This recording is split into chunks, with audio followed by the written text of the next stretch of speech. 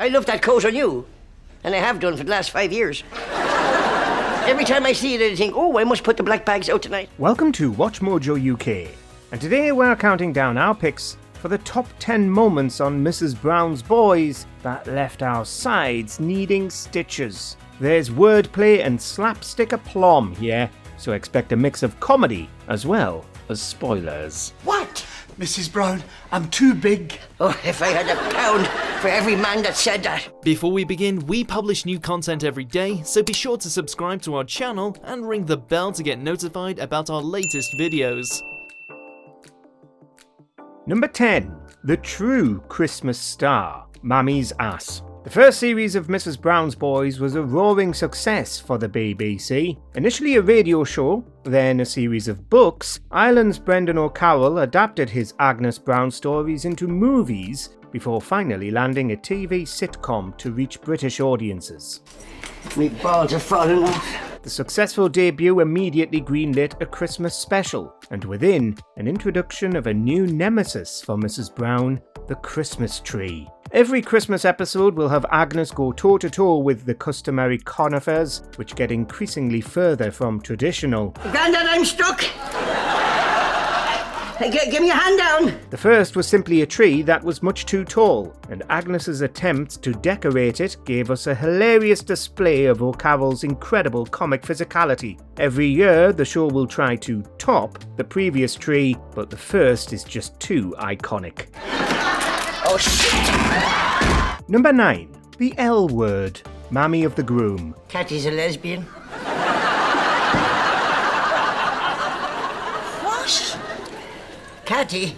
It explains a lot. She's a lesbian. What about Mick, the boyfriend? He must be a lesbian too.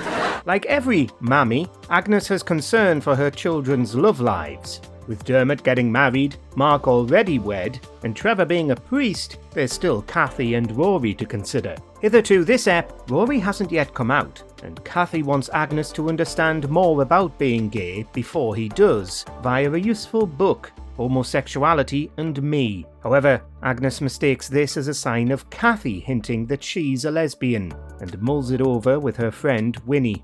The closest person to her will be another woman, and it will become apparent that she feels she cannot be without that woman. Again, Agnes, that could be anyone. Sure, that could be me or you. The misconceptions of the traditionally conservative older generation of Ireland are succinctly, cleverly, and humorously represented in the dialogue, perfectly rounded off by the pair's awkwardness. What does the book say lesbians do together? Does it mention bingo? It's made even more poignant as Brendan O'Carroll's sister Eilish, who plays Winnie, had her own coming out experience in her 40s. Number 8. The Old Dog, Mammy's Going. Is there not a home we could put her into? In an otherwise downer of an episode, there is a moment which induces tears of laughter. With Series 2's 5th episode, the family decide that it's time for Agnes's old canine, Spartacus, to be put into a home. As they list all the reasons why, including senility and incontinence, an unfortunate case of misinterpretation is occurring in the background. Poor Mrs. Brown believes that it's her that's being put into a home. It's a simple farcical moment, but executed to comedy perfection. A hilarious moment of dramatic irony. I was watching her in the back garden last week. She was just pissing as she walked along.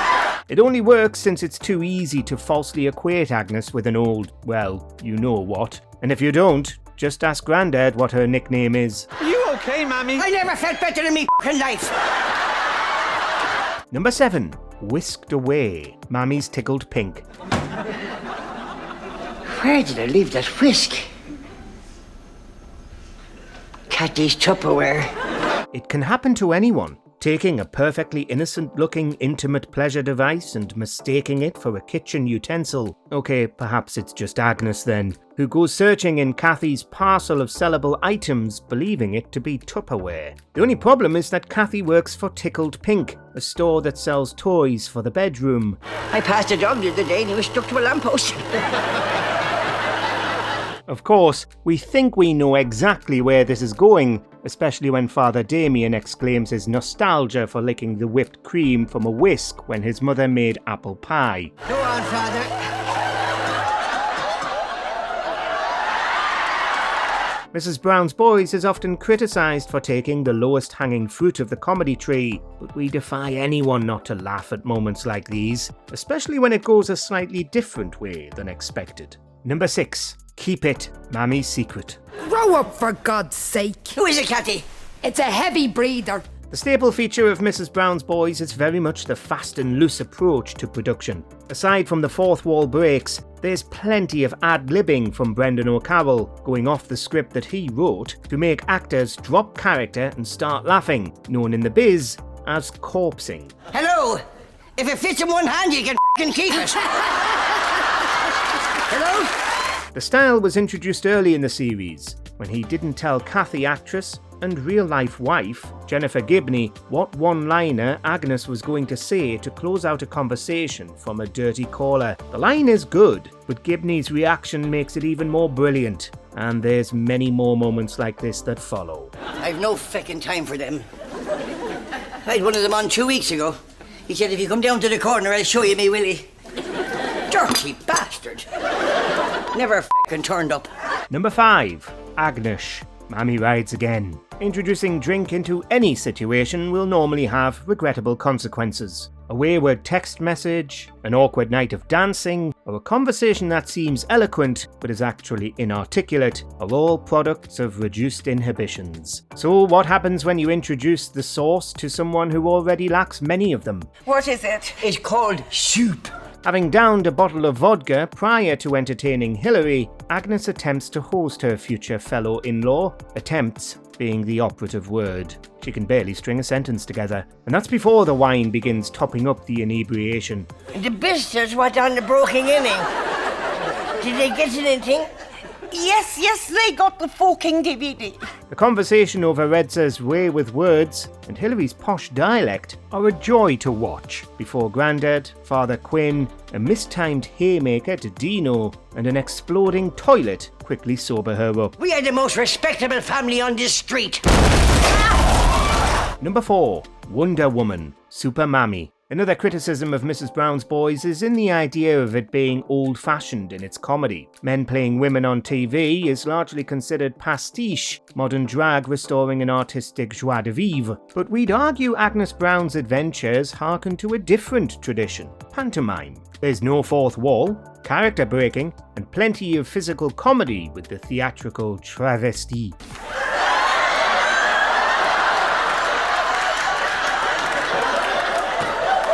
Brendan O'Carroll will often be seen bouncing around the set, but this time his slapstick talents hilariously juxtapose his written dialogue about how normal Agnes is. Dressed as Wonder Woman, she crawls, falls, and poses around the living room until collapsing onto the floor. She's really just an ordinary mother.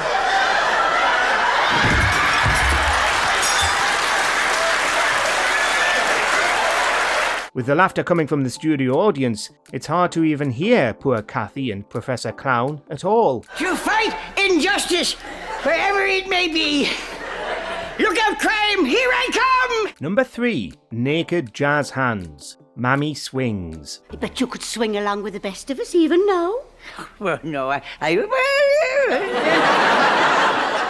Oh, it's been so long. It's Rory's turn to fly the nest for the Series 3 finale, and with another wedding brings more hijinks. Mick's very, very broad-minded parents have somehow managed to be invited to the event. Of course, we all know what it means, but the poor mother of the groom believes the swingers are fans of jazz music. Their meeting is one comic moment after another, and a traditional ad-lib to break character is classic Mrs. Brown's Boys. I have a huge penis.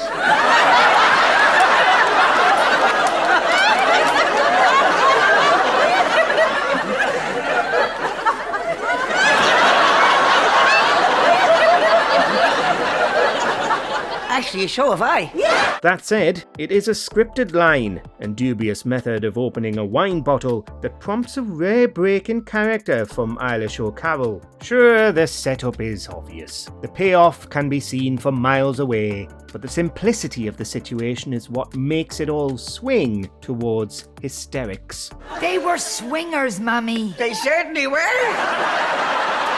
Every time she fucking moved. Number 2. Waxing Lyrical, Mammy's merchandise. You can help me with my bikini waxing. Although it is very obvious that Agnes Brown is played by a male actor, there's not really much humour drawn from that. However, an early exception is brilliant. Of course, we've had plenty of waxing moments in comedy before, lest we forget Steve Carell's red raw chest. But for Mrs. Brown's Boys, the whole scene relies on sound effects and offstage dialogue and our imagination for what is going on behind the door. Hold on, I have it! I have it! All right. Oh, Jesus, it's freezing! It's Buster who adds the comedy cherry, without words, but with a stamp on the wax strip. 180! Sure, the show's cross-dressing is often derided as old hat, but O'Carroll actually assumed the role for the stage adaptation in lieu of a no-showing actress. Much of the scripts were originally intended for an actress in the role. Number 1. So sad. New Mammy. As we all know by now, the scripts are lackadaisical at best. There could be a separate list for the top moments of Brendan O'Carroll forcing his co-stars to corpse. But with Rory Cowan, who played Rory until his quote amicable 2017 departure, O'Carroll saved his best. Dermot's taking Maria off to Venice for the weekend. She's going to be going up and down in their gonorrhea. He'd often prank his on-screen son, once by planting a mobile phone on his costume to derail Cowan's performance in more tender scenes. But our favourite is similar and earlier. During what was meant to be a solemn moment, O'Carroll deliberately misspoke the word gondola, replacing it with a particular STI. You mean gorgonzola? You're right, gorgonzola. It's in the gorgonzola. It's the gonorrhea that rose it. It's the moments after that left everyone in the studio and at home creased. O'Carroll ploughing on with the scene, juxtaposing a still corpsing Cowan and hypocritically giving a serious performance. Rory, why are you so sad? Are you still eager to see Mrs. Brown's Boys? Or has Agnes outstayed her welcome? Let us know in the comments. That's a liquor. Do you know him? Do you agree with our picks? Check out this other recent clip from WatchMojoUK and be sure to subscribe and ring the bell to be notified about our latest videos.